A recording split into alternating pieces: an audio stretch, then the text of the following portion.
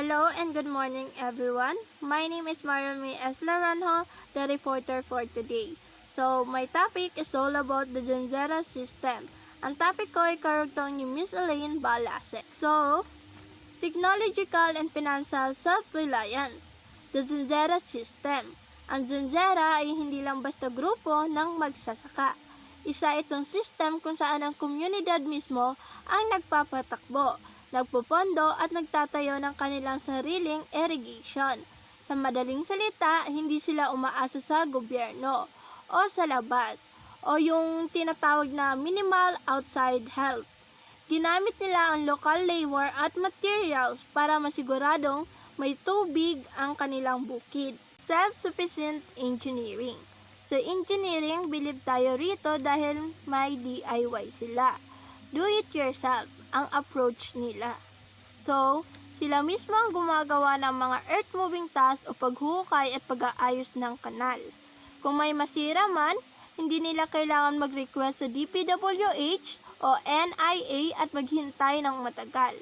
Dahil sila ang may-ari ng skill, quick response sila sa mga damage. At low cost lang ang repairs dahil mutual help o bayanihan ang gamit. Next is local materials, local solution. Ano ang gamit nila?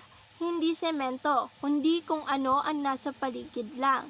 Bamboo poles, banana truck, rocks at sand. Ganyan sila ka-resourceful. Ang tawag dito ay improvisation. Dahil local materials ang gamit, independent sila sa mga public agency. Kapag may bagyo at nasira ang daan, kukuha lang sila ulit ng kawayan at bato para ayusin ito agad-agad. Community-centered operation and maintenance. Ito naman ang pagpapatakbo nito ay walang sweldo. Lahat ng members ay obligadong magbigay ng labor bilang part ng kanilang duty. Minsan nagtutulungan ang magkakapitbahay na Zanzera. Pero usually, ang focus ay sa loob lang ng sariling village. Dito natin nakikita ang strong local governance, may disiplina at maayos ang hatian ng tubig. The Zanzera income and use.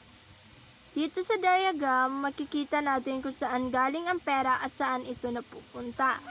Ang main goal ng funds ay para sa operational at maintenance. Pero saan galing ang budget? Galing ito sa mga penalties. Ibig sabihin ito yung fines, communal fields, pangingisda, at mga bayad ng non-member. Non-member means is yung RASGO. Kapag kulang ang budget, may safety net sila na nag-aambagan ang lahat ng members ng equal amount para mapunan ang deficit. Source of revenge means yung detail. So, isa-isahin natin ang source of income ng Zanzera. First is yung common or communal fields. Ito ang primary source. Ang ani nito ay binibenta para sa pondo ng grupo. So, next is about the RASGO. Ito ang user fees na binabayad ng mga taong hindi member pero gumagamit ng tubig ng Zanzera. Next is the pakyaw or fines.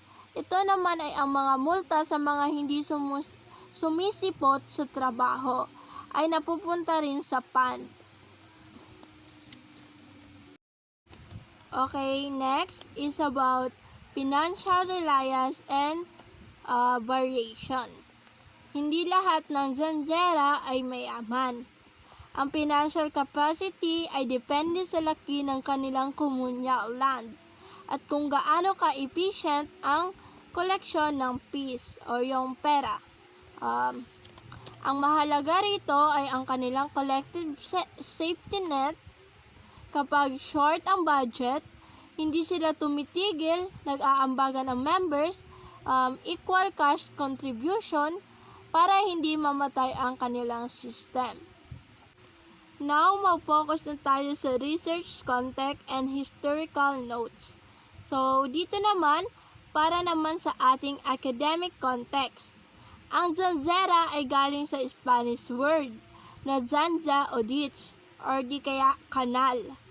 Ang mga pag-aaral ni Gertz at Lewis ay nagpapatunay na ang system na ito ay kapantay o mas mahusay pa sa ibang community irrigation na sa Asia. Ang records na ito ay makikita pa sa mga local archives na nagpapakita na matagal na itong organized structure bago pa ang modern technology. Okay, why local self-reliance matter? Bakit ito mahalaga? Una, faster repairs and lower cost. Pangalawa, may ownership ang mga tao. Dahil sila ang nagtatayo, aalagaan nila ito. At panghuli, kahit hindi sila 100% independent sa lahat ng bagay, nababawasan ang dependent sa central government. Mas mabilis silang maka-adapt sa environmental shock tulad ng baha o tagtuyot. So, bago tayo mag-end sa ating topic, meron tayong takeaways. Para mas madali ninyong maintindihan, may summarize tayo ng Zenzera. So, ang takeaway 1, ang Zenzera ay master ng local engineering at finance.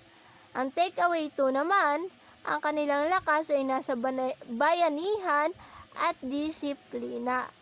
Takeaway 3, ang ibang-ibang income sources nila ang nagbibigay ng resilience o tibay sa system. So, yun lamang po ang aking topic about the Zenzera system. So, sana naiintindihan ninyo ng maayos at may natutunan kayo sa aking mga binanggit at sa aking topic. And that's all. Thank you everyone and goodbye.